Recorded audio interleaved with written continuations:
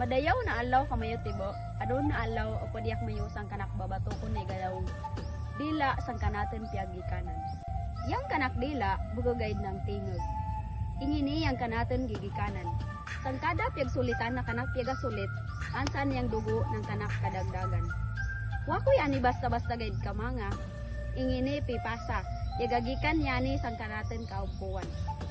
Aw magsulit kaw ng gugma, bugogaid ng love. Kundi pagbati sa gilalong sang panahon. Aw magsulit kaw ng lupa, bugogaid ng lugar. Kundi panulundan na piagasikadan ng kanaten kaumpuan. Aw magsulit kaw ng balay, bugogaid ng pagaya. Kundi balay sang kanak pagkautaw. Aw mga piagsulitan na yagadaya sang kanaten kultura. Apan na doon, madaigig niya kalingaw, madaigig niya masipog, madaig yang yagapili na mumunod sang tribo. Dili natin yani pagkalingawan, kay yani ang kanaten kusog. Aw tamon natin kalingawan ingini, minang yang mawala, yang kanaten kaugalingin.